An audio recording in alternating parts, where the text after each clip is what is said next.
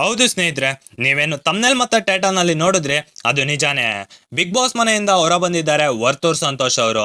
ನೀವೇನು ಬೆಳಿಗ್ಗೆ ಪ್ರೋಮೋದಲ್ಲಿ ನೋಡಿದ್ರಿ, ಕಿಚ್ಚ ಸುದೀಪ್ ಅವರು ತುಕಾಲಿ ಸಂತು ಮತ್ತೆ ವರ್ತೂರ್ ಸಂತೋಷ್ ಇವರಿಬ್ಬರಲ್ಲಿ ಒಬ್ರು ಆಚೆ ಹೋಗ್ತಾರೆ ಅಂತ ಕಿಚ್ಚ ಸುದೀಪ್ ಅವರು ಹೇಳಿರ್ತಾರೆ.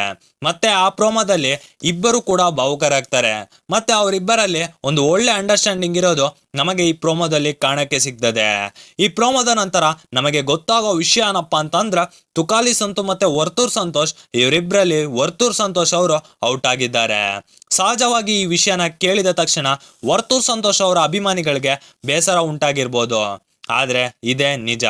ವರ್ತೂರ್ ಸಂತೋಷ್ ಅವರಿಗೆ ಬಂದಿದ್ದ ಓಟ್ ನೋಡಿ ನಾನೇನೋ ವರ್ತೂರ್ ಸಂತೋಷ್ ಅವರು ಫಿನಾಲೆವರೆಗೂ ಇರ್ತಾರೆ ಅನ್ಕೊಂಡೆ, ಬಟ್ ಹಾಗೆ ಆಗಿಲ್ಲ. ಈ ಸಲ ಬಿಗ್ ಬಾಸ್ ನಲ್ಲಿ ಒಂದು ಒಳ್ಳೆ ಟಫ್ ಕಾಂಪಿಟೇಷನ್ ಇತ್ತು.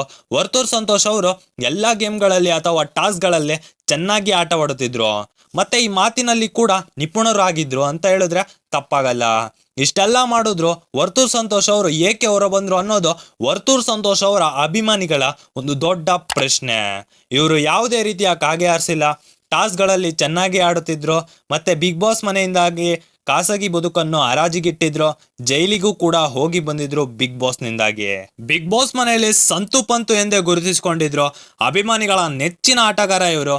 ಇಷ್ಟೆಲ್ಲಾ ಕ್ವಾಲಿಟೀಸ್ ಇದ್ರೂ ಕೂಡ ವರ್ತೂರ್ ಸಂತೋಷ್ ಅವರು ಹೊರಗೆ ಬರಲು ಕಾರಣವೇನು ಎನ್ನೋದು ನನ್ನ ಪ್ರಶ್ನೆ. ಇನ್ನು ಯಾವ ತರ ಆಟ ಆಡ್ಬೇಕೋ ಗೊತ್ತಿಲ್ಲ ಬಿಗ್ ಬಾಸ್ಗೆ.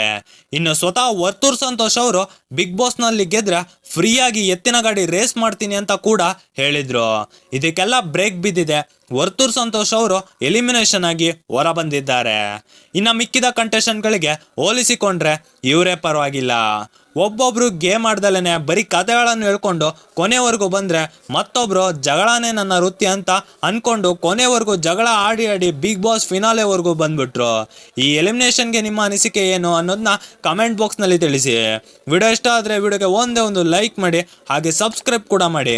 ಸಿಗೋಣ ಮುಂದಿನ ವಿಡಿಯೋದಲ್ಲಿ. ಅಲ್ಲಿವರೆಗೂ ಟೇಕ್ ಕೇರ್, ಗುಡ್ ಬೈ.